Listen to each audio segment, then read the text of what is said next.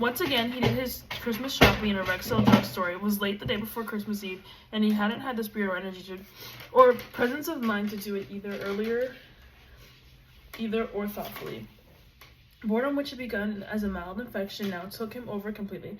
No activity seemed worth the doing, no conversation worth having. The fluttery preparations at home seemed fake and dingy. His mother was going on, as she did every year, about the incredible price of trees and butter, as though their tree would be anything other than it had always been, the huge shadowy thing in a corner burdened with decorations she had since she was a little girl.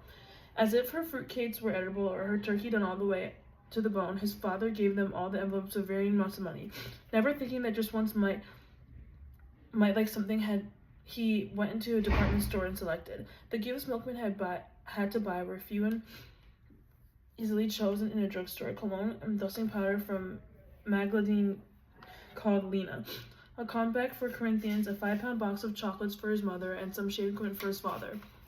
In 15 minutes he was done. The only problem was his gift was Haggard's. It was hard to select something hurdily for some liked everything but preferred nothing. More important, he wasn't sure he wanted to keep up the whole business of going with Haggard. He seldom took her anywhere except to the movies, and he never took her to parties where people of his own danced and laughed and developed intrigues among themselves. Everybody who knew him knew about Haggard, but she was considered his private honeypot, not a real or legitimate girlfriend, or not someone he might marry. And only one or two of the various women he dated seriously ever put up a fight about her, since they believed she was less than a rival. Now, after more than a dozen years, he was getting tired of her. His eccentricities were no longer provocative, and the stupefying ease with which he had gotten and stayed between her legs had changed from the great good fortune he had considered it to annoyance at her refusal to make him hustle for it, work for it, do something difficult for it. He didn't even have to pay for it. It was free, so abundant, it had lost its fervor. There was no excitement, no galloping of blood in his neck or his heart of the thought of her. She was the third beer, not the first one which the throat receives as almost tearful gratitude, nor the second that confirms and extends the pleasure of the first, but the third. The one you drink because it's there, because it can't hurt, and because what difference does it make? Perhaps the end of the year was a good time to call it off. It wasn't going anywhere, and it was keeping him lazy like a pampered honey bear who would only stick out his paw for another scoop, and so had lost the agility of the tree climbers and the bee fighters, not the recollection of how thrilling this search had been. He would buy her something for Christmas, of course, something nice to remember him by, but nothing that would give her any ideas about marriage. There was some costume jewelry on display. She might like that, but it would pale before the diamond ring Reba had stuck down in her dress. A Timex, she would never look at it. Staring at the glass tube that housed the watches, he found himself getting angry. All that decision about what to get Haggard for was new. At Christmas's chaos, he had simply chose, or had his sister choose, from a long list of things that Haggard mentioned specifically. Things quite out of place in her household.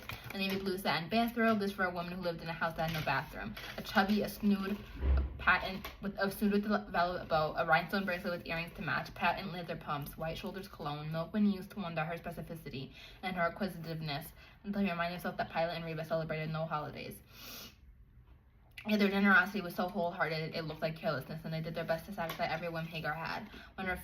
When he first took her in his arms, Hagar was a vain and somewhat a distant creature. He liked to remember it that way, that he took her in his arms, but in truth it was she who had called him back into the bedroom and stood there smiling while she unbuttoned her blouse. From the first time he saw her, when he was 12 and she was 17, he was deeply in love with her, alternately awkward and witty in her presence. She babied him, ignored him, teased him, did anything she felt like, and he was grateful just to see her do anything or be any way. A good part of the enthusiasm with which he collected his father's rents was because of the time he gave him to visit the wine house, and hopefully find Hagar there. He was free to drop in any time, and after school he tried to make sure he saw her. Years passed, and his puppy breath came as fast as ever in Hagar's presence. It slowed finally, after guitar took him to his first Southside party, and after he found himself effortlessly popular with girls his own age in his own neighborhood. But while his breath was no longer that of a puppy, Hagar could still whip it into a pan when he was 17 and she was 22, which he did on the dullest, flattest day he could remember, a throwaway day in March when he drove his father's two-toned Ford over to her house for 2 bottles of wine. Milkman was much sought after, and the when friends will leave vinyl to a party.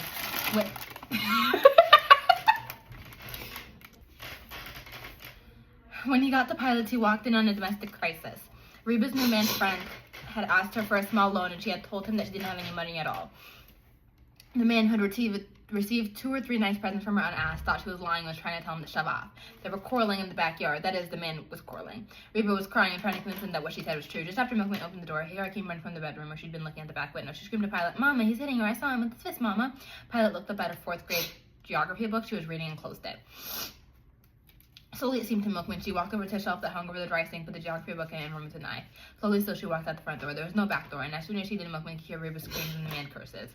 It didn't occur to him to stop Pilot. Her mouth was not moving and her earring flashed fire, but he did follow her, as did Hagar, around to the back of the house. Where approaching the man from the back, she went her right arm around his neck and positioned the knife at the edge of his heart. She waited until the man felt the knife point before she jabbed it skillfully about a quarter of an inch through the shirt into the skin. Still holding his neck, she couldn't see. So he couldn't see, but could feel the blood making his shirt sticky. She talked to him. "No, I'm not going to kill you, honey. Don't you worry none. Just be still a minute. The heart's right here, but I'm not going to stick it any deeper, because if I stick it any deeper, it'll go straight through your heart. So you have to be really still. Do you hear? Can't move an inch, because I might lose control. It's just a little hole now, honey. No more than a pin scratch." Don't even. Just a little hole now, honey. No more pinch and a scratch. You might lose about 2 tablespoons of blood, but no more. And if you're real still, honey, you can get your back out with no mistake. But before you do that, I thought we'd have a little talk. The man closed his eyes. Sweat ran from his temples down the sides of his face. A few neighbors who had heard Reba's screams and gathered in Pilot's backyard, they knew right away that the man was a newcomer to the city. Otherwise, he would have known a few things about Reba. One is which she gave away anything she had, and if there was a case in quarter house she had given to him. And more important, he would have known not to fool with anything that belonged to Pilot, who never bothered anybody, was helpful to everybody, but who also believed that to have the power to step out of her skin, set a bush of fire from 50 yards, and to turn a man into a ripe Ghana, all on account of the fact that she had no navel. So they didn't have much sympathy for him. They just craned their necks to hear what Pilot was telling him. "You see, darling, that there is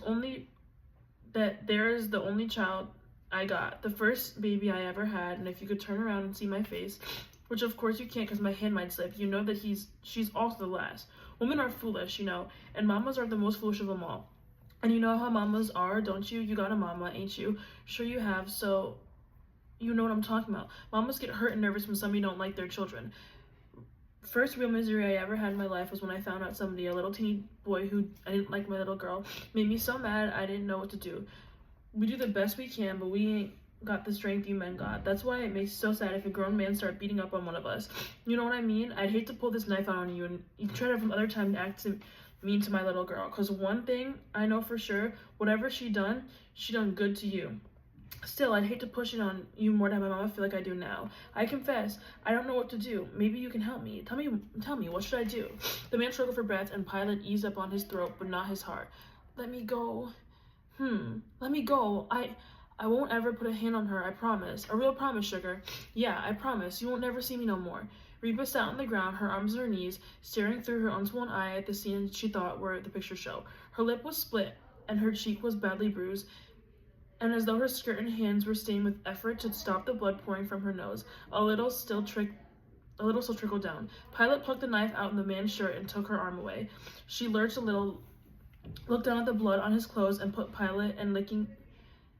up at Pilot, licking his lips, backed all the way to the side of the house under Pilot's gaze. Her lips don't start moving again until she was out of sight and running down the road. All attention turned towards Reba, who was having difficulty trying to stand up.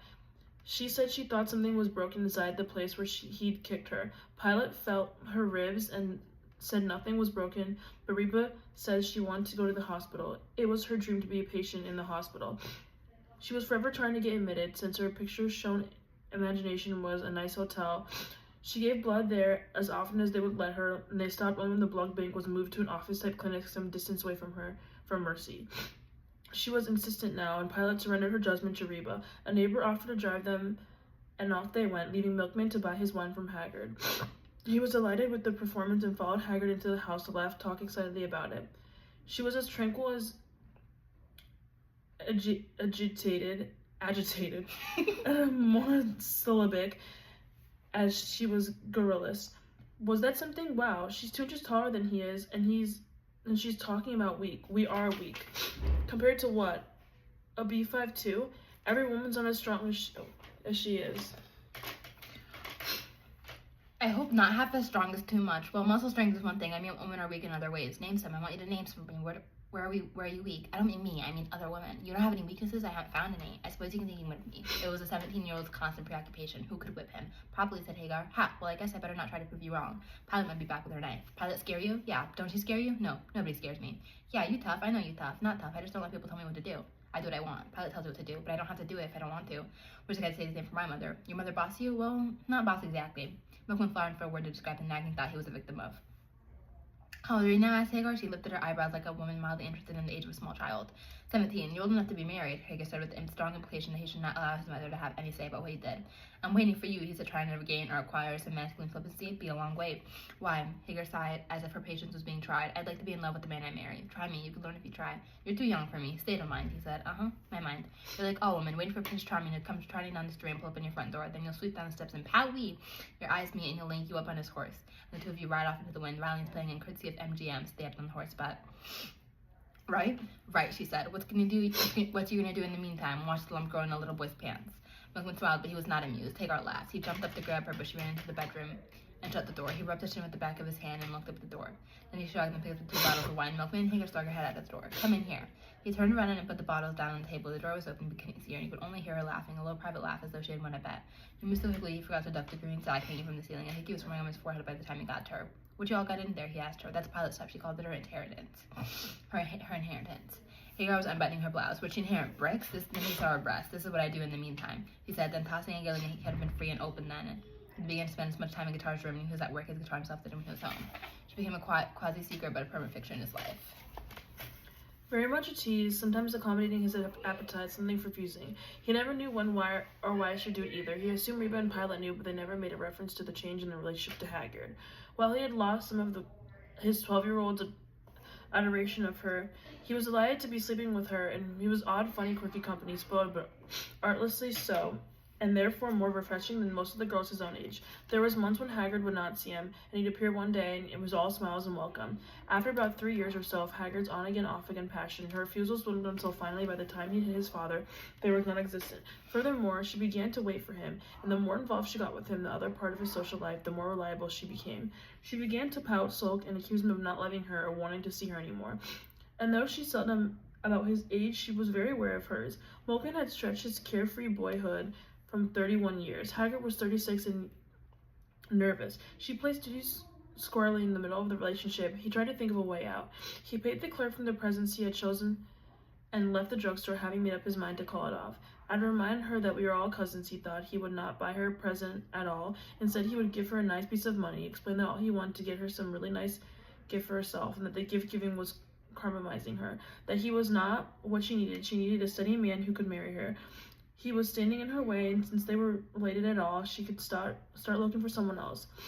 It hurt him, he would say, deeply hurt him, after all these years, but if you loved someone as he did her, you would think of them first. Because it'd be selfish for somebody you loved. Having thought carefully of what he would say to her, he felt as if he had already had the conversation had settled everything. He went back to his father's office and got some cash out of the safe and wrote Haggard a nice letter which ended, also, I want to thank you. Thank you for all you have meant to me, for making me happy all these years. I'm signing this letter with love, of course, but more than that, with gratitude. I need to sign up with love, but it was the worst gratitude and flat-out coldness of thank you that sent Haggard spiraling into a bright blue place where the air was thin and it was silent all the time, where people spoke in whispers and did not make sounds at all, where everything was frozen except for an occasional burst of fire inside her chest that crackled away until she ran out of the streets to find Milkman dead. Long after he folded the money and the letter into an envelope, Milkman sat on his father's desk. He added and re-added columns of figures, always 80 cents too little or 80 cents too much. He was so distracted and edgy, and all of it was not because of the problem of Haggard. He did a conversation with Guitar some time ago about the Dragnet. A young boy, about 16 years old, on his way home from school, had been strangled in what he believed to be a rope, and his head was bashed in. The state troopers correcting with the local police said that the way in which the boy had been killed was similar to the way another boy had been killed on New Year's Eve, 1953, and the way from grown men had been killed in 1955, the strangulation and smashing of the face. The pool rooms and in Tommy's Barney Shop in the word was that Winnie Ruth Judd had struck again. The men laughed about it, repeated for the benefit of newcomers the story of how in 1932, Winnie Ruth, a convicted murderer who axed and dismembered her victims, stuffed them in trunks, was committed to a state asylum for the criminally insane and escaped 2 or 3 times each year. Once she had walked 200 miles through states before they caught her. Because there was brutal killing in the city in December of that year, during the time Winnie Ruth was at large, thousands of people were convinced that she had done it. From then on, it was particularly a nasty murder was reported. The people said it was Winnie Ruth. They said it was because Winnie Ruth was white and so were the victims. It was their way of explaining what they believed was white madness, crimes planned and executed in a truly lunatic manner against total strangers. Such murders could only be committed by a fellow lunatic of the race, and Winnie Ruth did fit the description. They believed firmly that the members of their own race killed one another for good reasons. Violation of another's turf, a man is found in someone's elf with his wife. Refusal to observe the laws of hospitality, a man reaches into his friend's pot of mustard and snatches out the meat. Or verbal insults, impugning,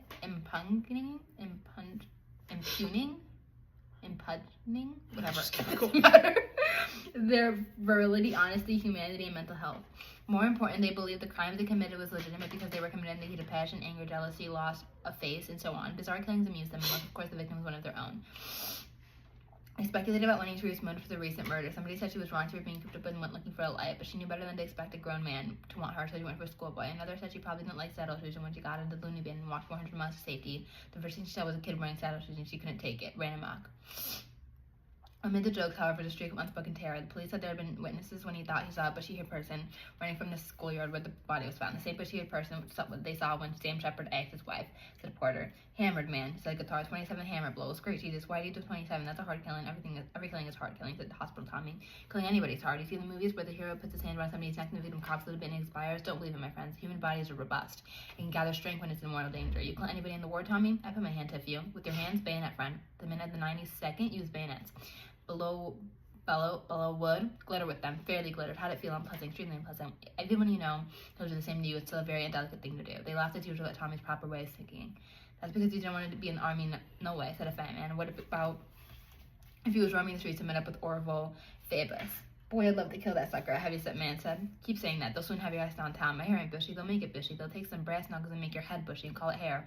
Aside from Empire State's giggle, which was wholehearted, it had seemed to Milkman that the laughter was wan and nervous. Each man in the room knew he was subject to being picked up as he walked the street, and whatever his proof of who he was and where he was at the time of the murder, he'd have a very uncomfortable time being questioned. And there was one more thing. For some time, Milkman had been picking up hints that one or more of these murders hadn't been be either witnessed or committed by a person. Some slips, someone's knowing some detail about the victim, like whether or not Winnie Ruth couldn't stand saddle shoes. Did the boy have on saddle shoes? The newspapers say so, or was that just one of the fanciful details a good joke to think of? Then the two comments were themed clothes, they said. To a man who poked his face in the door. Stop closing. The conversation died down, and the men who were just hanging around seemed reluctant to go. Guitar too, but finally he slipped on his jacket, sat or boxed an entire state, and enjoyed being behind the door. Stockside shops were featuring people, wreaths, and lights made more freely by the tackly Yuletide streamers and bells City had strung up from the lampposts. Only downtown were the lights large, bright, festive, and full of hope. The two men walked down the 10th Street, headed for Guitar's room. Freaky, said Milkman. Some freaky shit. Freaky world, said Guitar. A freaky, fucked up world. Milkman nodded. Railroad tops and the boy had saddle shoes. Did he? Guitar asked. Did he? You know he did. We were laughing right along with the rest of us. Guitar glanced at him. What you opening your nose for? I know what I'm being put off. That's what it is, man. Nothing else. Maybe I don't feel like discussing it. You mean you don't feel like discussing it with me? You were full of discussion in Tommy's. Look, Milk, we've been in tight long time. But that don't mean that we're not different people. We can always think the same thing, the same way about things. Can't we leave it like that? There are kinds of people in this world. Some are curious, some ain't. Some talk, some scream. Some are kickers, some people are kicked. Take your daddy now. He's a kicker. First time I laid eyes on him, I was kicking on the front of your house. That was a different right between you and me. But we got to be friends anyway. Milkman stopped, and forcing Dora to stop too. Turn around. I know you're not going to give me bullshit lecture. No lecture, man. I'm trying to tell you something. Well, tell me. Don't give me no fucking bullshit lecture. What do you call a lecture, said Milkman. You don't talk for 2 seconds, and when you have to listen to somebody else instead of talking, is that a lecture? A lecture is when somebody talks to a 31-year-old man like he's a 10-year-old. You want me to talk to you or not? Go ahead, talk. Just don't talk to me in that funny tone, like you a teacher and I'm some snot-nosed kid. That's the problem, McMahon. You're more interested in my tone than what I'm saying. I'm trying to say that we don't have to agree on everything and that you and me are different. That you mean you got some secret shit you don't want me to know about. I mean, there are things that interest me and that don't interest you. How do you know what they don't interest me? I know you, but knowing you got your high-tone friends and your picnics and your Honor Island, and you can afford to spend 50% of your brain power thinking about a piece of ass. You got a redheaded bitch you got at the Southside bitch, no telling what in between. I don't believe it. After all these years, you're putting me down because of where I live? Not where you live, not where you hang out. You don't even know. You don't live nowhere.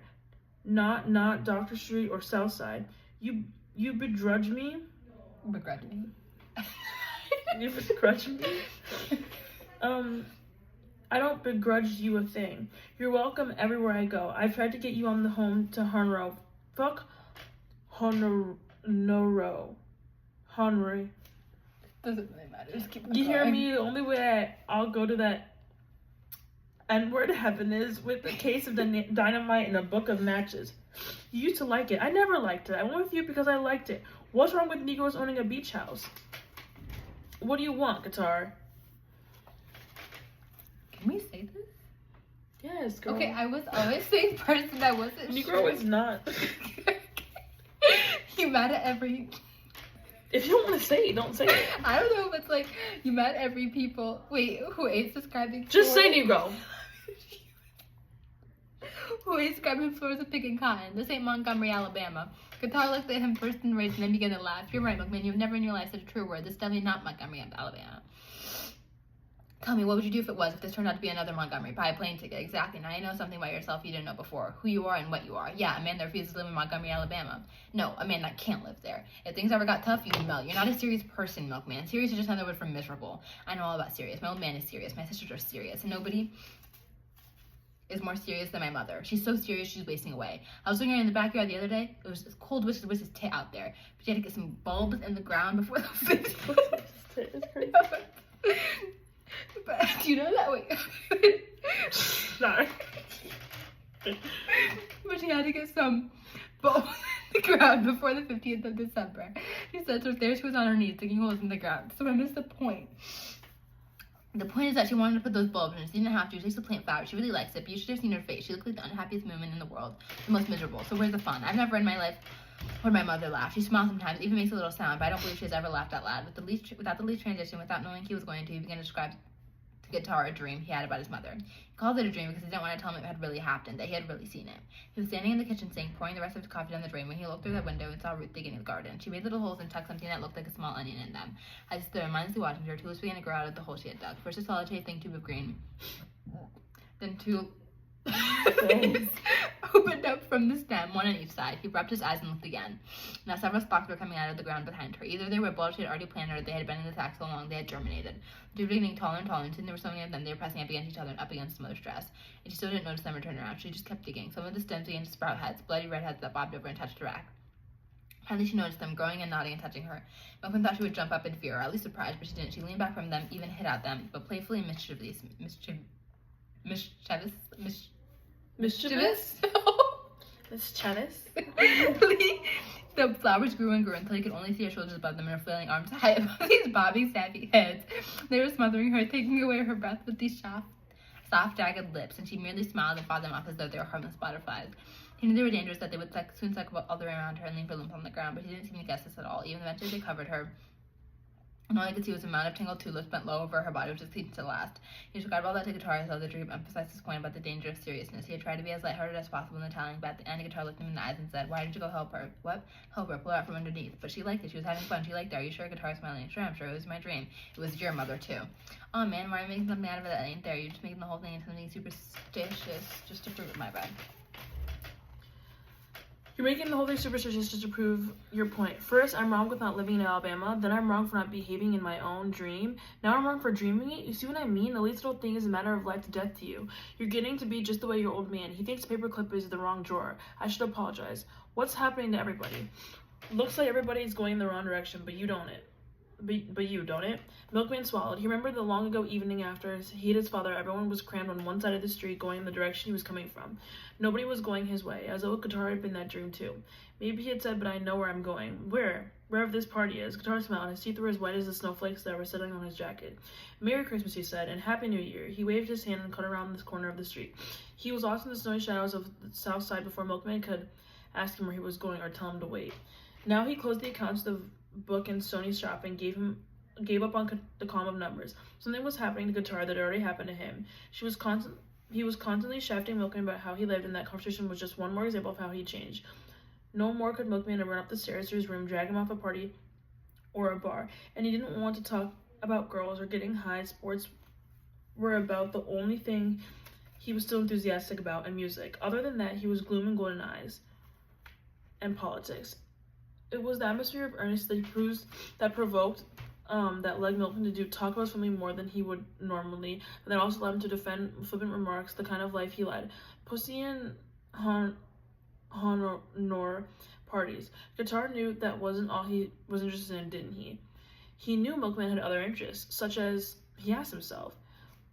Well, he was very good in his father's business, for one thing, excellent and a real interest to him. He had spent the rest of his life to think about rents and property. He'd be losing his mind. But he was going to spend the rest of his life doing just that, wasn't he? Wasn't his father assuming he was supposed to do that when he had assumed it as well? Maybe guitar was right partially. His life was pointless, aimless, and it was true that he didn't concern himself an awful lot of things about other people. There was something he wanted bad enough to risk anything for it, and inconvenience himself for it. Still, what had guitar to talk? He didn't live in Montgomery either. All he did was work at that automobile factory and sneak off places nobody knew where and hang around Tommy's barber shop. He never kept a woman more than a few months, the time span that he was average before she began to make permanent arrangement type noises. He ought to get married, Milkman thought. Maybe I should too. Who? There were lots of women around. He was much as eligible bachelor of the Harlow crowd. Maybe he'd pick one, the redhead, get a nice house. His father would help him find one, go into a real partnership with his father, and what? There was something to be better to look forward to. He couldn't get interested in money. No one had ever denied him any, so it got exotic attraction. Politics at least, barbershop, politics, and guitar burned him to sleep. He was bored. Everybody bored him. The city was boring.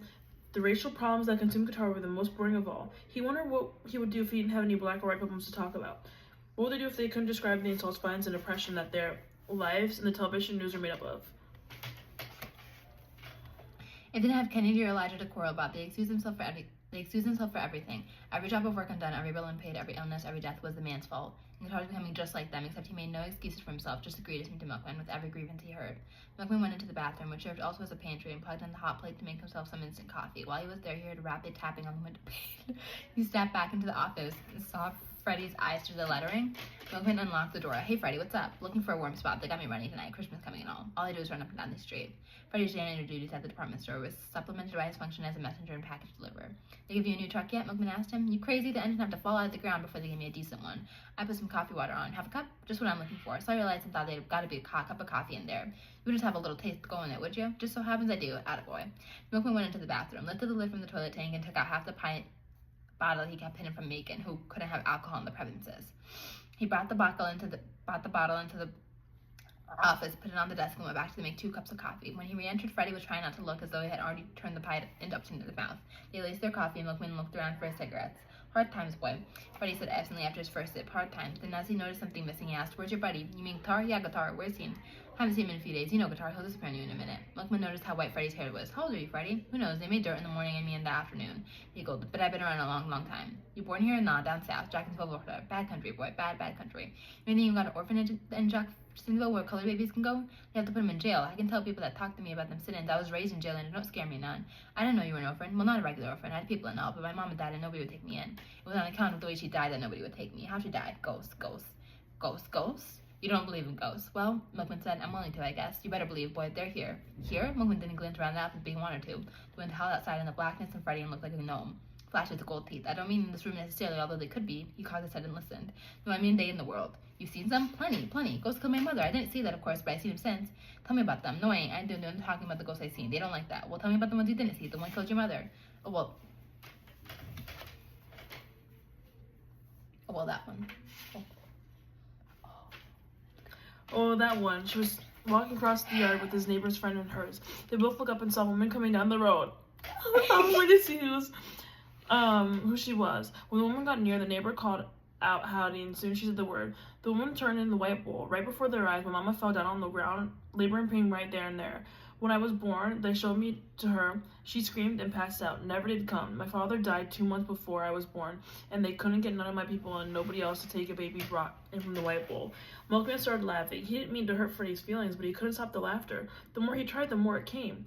Freddie looked more surprised than hurt. You don't believe me, do you? Milkman couldn't answer. He was laughing so hard. Okay, Freddie said. He threw up his hands. Okay, laugh on. But there's a lot of strange things you don't know nothing about, boy. You'll learn a lot of strange things. Strange stuff going on in this town. Milkman's laughter was under control now. What? What strange stuff is happening in this town? I haven't seen any white bulls lately. Open your eyes. Ask your buddy. He knows. What buddy? Your buddy Guitar. Ask him what strange has been happening. Ask him about how he keep running into the one Empire, running around with Empire State all of a sudden. Empire State. That's right, Empire State. Nobody runs around with Empire State. He's a nut. He just stands around with a broom, dribbling spit. He can't even talk. He don't talk. That's what I mean. The only reason he don't is because he found his wife in his bed with another man a long time ago, and he ain't found nothing nice to say since then. Well, what's Qatar doing with him? Good question. Police would like to know the answer to that too. How do you get from Empire State to the police? You ain't heard? People say the police is looking for a colored man that killed a white boy in the schoolyard. I know that. Everybody knows that. Well, the description fits State, and Guitar's been taking him places, hiding him, I believe. What's so strange about that? You know, Guitar's like that. He'll hide anybody for the law he's looking for. He hates white people, especially cops, and anybody they're after can count on him for help. You don't understand. Him and State ain't acting like they just hiding him. They acting like he did it. You a little drunk, Freddy? Yeah, I'm a little drunk, but that don't change nothing. Look here, remember when Emmett Till was killed back in 53? Well, right after that, a white boy was killed in the schoolyard, wasn't he? I don't know. I can't remember the dates of murders I haven't committed. You don't know. Freddy was incredulous. No, are you saying State did it? I'm saying he acts like it was like it, and I'm saying Guitar knows, and I'm saying something strange is going on. That's what I'm saying. He's mad at me, though, Milkman, because I laughed at his mother and that white bull story, so he's trying to get back at me. Keep your eyes open, Freddy went on. Just keep them open. He looked at the pint bottle and saw that it was empty enough to leave. Yep, some strange is going on around here. Don't put my name on it. You hear anything? It was like when that insurance man jumped off the roof. Ever hear tell of him? Seems like I did. That must have been when that was a little bitty baby in 1931. Well, some strange stuff then too. Freddie buttoned his coat and put his flat-beard cap down before I was go. Well, thanks for the coffee, boy. Did me a lot of good, a lot of good. He took his gloves out of his pocket and moved to the door. You're welcome, Freddie. Merry Christmas if I don't see you before that. Same to you and your folks. Tell Mr. Dad and your mother I said Merry Christmas. He was smiling again. When he reached the door, he put on his gloves and he turned his head and slowly faced Milkman. Tell you somebody else might know about what's going on. Corinthians. Ask Corinthians. He flashed his gold merrily and he was gone.